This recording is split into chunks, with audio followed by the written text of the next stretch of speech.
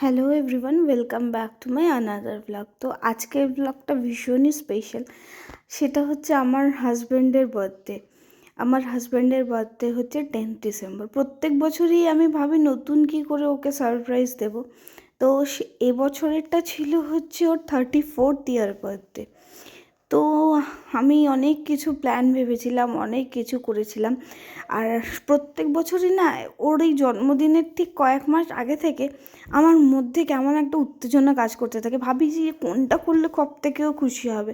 তবে সব থেকে খুশির ওর ওর জিনিস হচ্ছিল, সব থেকে পছন্দ করে ও ভীষণ ঘড়ি প্রত্যেকবারই সারপ্রাইজ দেওয়ার সময় একবার করে ঘড়ির কথা চিন্তা হয়। তো লাস্ট কয়েক বছর ধরে দিয়েও ছিলাম ঘড়ি, কিন্তু এত ঘড়ি হয়ে গেছে আর নিজেও ঘড়ি কিনতে খুব পছন্দ করে। তাই ওকে ভেবেছিলাম যে এবছর আমি একটু অন্য কিছু করব। অন্য কিছু করার কথা প্রথমে মনে আসতেই তখন ভেবেছিলাম যে ওর ছোটোবেলাকার যত বন্ধু আছে তাদেরকে যদি ডেকে, মানে ও জানতে পারবে না এমনভাবে প্ল্যানটা সাজিয়েছিলাম। আর সত্যি বলতে ওই একটু একটু কীরকম করে জানি না বা একটু আঁচ পেয়েছিল। তো যাই হোক, আমি কি করেছিলাম, ওর একটা দুটো বন্ধুর থেকে বাকি সব কটা বন্ধুর নাম্বার আমি অ্যারেঞ্জ করেছিলাম।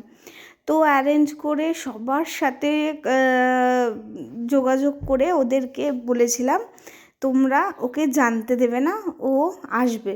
তোমরা মানে ও যখন এই তো দেখবে গিয়ে, যে ভেনিউটাতে মানে প্রোগ্রামটা অ্যারেঞ্জ করেছিলাম, তো ও তোমাদের দেখে খুব সারপ্রাইজ হবে, তাই তোমরা ওকে কেউ কিছু বুঝতে দেবে না। তো সেই অ্যাকর্ডিংলি ওরা সবাই তাই করেছে, কেউ বুঝতেই দেয়নি যে আমি সবাইকে ইনভাইট করেছি। তো যাই হোক, আর বাড়ির ফ্যামিলি মেম্বার্সদের তো বটেই, ওরাও সেখানে ছিল, ওরাও কেউ বুঝতে দেয়নি। তারপরে আসি শুভ দাদা, সুস্মিতা দিদি, আর সবথেকে স্পেশাল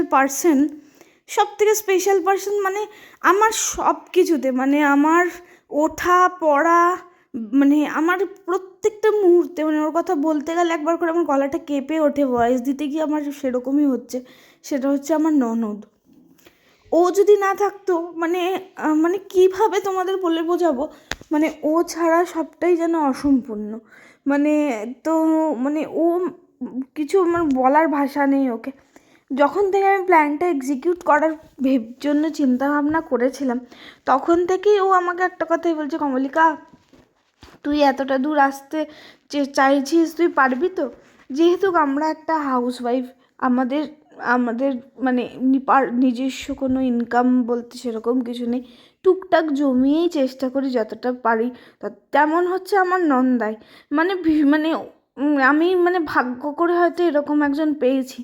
আমার নন্দাইকে তো আমি নন্দাই বলে মনেই করি না। দেখতেই পাচ্ছি এখন আমি যার সাথে নাচ করছি সেটা আমার দাদাই। দাদাই দাদাই আমার বেশি, মানে নন্দাইটা আমার কাছে মানে আমি ফিল করি না যে ননদের বর নন্দাই বা তার বাবা মা বা তার ঠাকুমা, আমার মানে ওগুলো সত্যি আমি মনে করি না। তো আমার এরা দুজন না থাকলে আর সত্যি কথা বলতে আমি এত সুন্দর প্ল্যানটা করতেই পারবো না।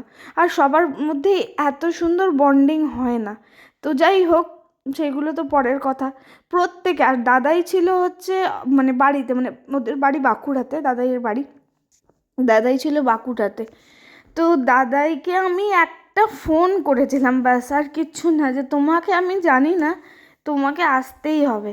এবার তুমি কি করে আসবে তোমার ওপর ডিপেন্ড করছে, আমি তোমাকে আর কিছু বলবো না, তুমি আসবে, মানে আমি তোমাকে দেখতে চাই।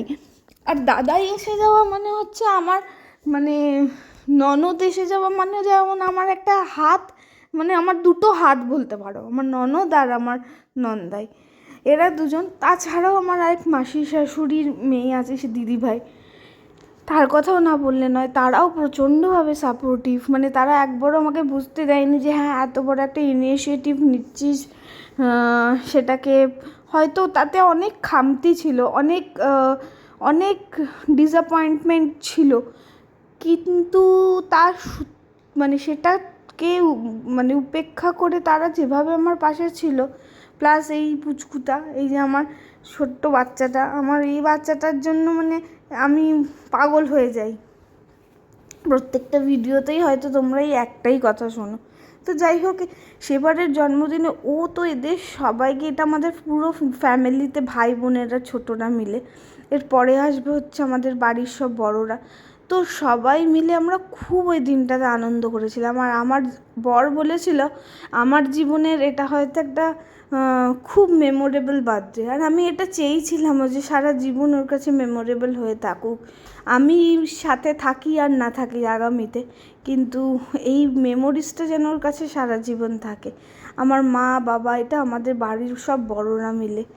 তো আর আরও একজনের কথা না বললেই নয়, সেটা হচ্ছে আমার mother in law. Mother in law বলতে আমার কাছে ঠিক এক্সিস্ট করে না, মাই বলবো, আমার আরেক মা। আজকের দিনটায় সেই দিনটাতে আমি বাবাকে খুব মিস করেছি। এটা হচ্ছে শুভদা দাদার ওই গ্রুপটা, আমাদের দুটো গ্রুপ, শুভদা দাদার গ্রুপটা, মানে ওরা শ্রুতি দিদি, সৃষ্টি দাদা, মানে দাদা, শুভ দাদা আর সুস্মিতা দিদি তো ঠিক আছে, ওরা আমাদের ঘরে, বাকি এরাও, মানে এদেরও যে আমি একটা ফোনে এরা যে এসেছে আমার কাছে, সেটা অনেক বড় ব্যাপার। মানে আমি জাস্ট একবার ফোন করে বলেছিলাম, মানে ভীষণ ভীষণ, মানে ওদের মানে সবাই এত সাপোর্টিভ যে মানে আমি তোমাদের কাউকে বলে বোঝাতে পারবো না।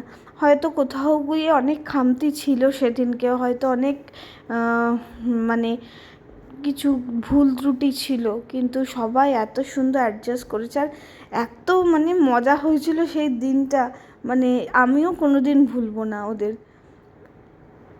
তো সেই জন্যই তোমাদের সামনে এটা তুলে রাখলাম, এই যে আমার হাজব্যান্ড কেক কাটছে, আর ওই যে আমার মাম্মা ওকে খুব উইশ করছে। আর আমার হাজব্যান্ড না পুরো এই ডেকোরেশনটা দেখে চমকে গেছিলো, ও ভাবছিল খালি যে কমলিকাগুলো করলো কখন, কারণ ওকে আমি কিছু বুঝতে দিই না, অনেকবার আমাকে জিজ্ঞাসা করছে অনেক কিছুভাবে, তারপর চলো 10 তারিখ কোথাও এখানে ওখানে যাবো, তখন আমি দেখো এখন কোথাও যাবো না, দেখি কি হয়। তখন বলছি, একবার জিজ্ঞেসও করে তুমি কি আমার বার্থডের কোনো প্ল্যান করছো? আমি বললাম কি না, কোনো প্ল্যান করছি না। তখন ও একটু অবাকও হলো যে কদিন ধরে বাবা কমলিকা যেরকম করে লম্পঝম্প, ঘর সাজানো, বেলুন দেওয়া, এই করা সেই করা, কমলিকা কেন কিছু করছে না।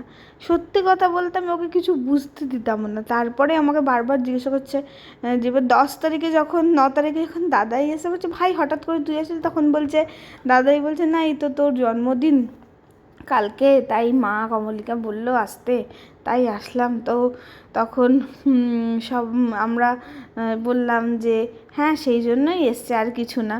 এবার দাদাইকে তখন একটু হয়তো গেস করেছে কী ব্যাপার। তারপরে যখন বেরিয়েছিলাম বাড়ি থেকে, বারবার আমি বলছিলাম যে তুমি একটা ইয়েলো আর ব্ল্যাক কালারের মধ্যে এরকম কম্বিনেশন ড্রেস পরো, কম্বিনেশনে আমিও সেরকম শাড়ি পরবো। এটা হচ্ছে আগের দিন রাতের কেক কাটা, এটা আমার বাবার সাথে আমার মার সাথে ছবি আছে, মানে খুব মজা পেয়েছিলাম।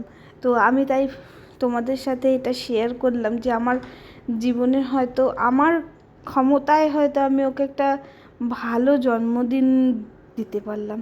তো যাই হোক, আশা করি তোমাদের ভালো লেগেছে।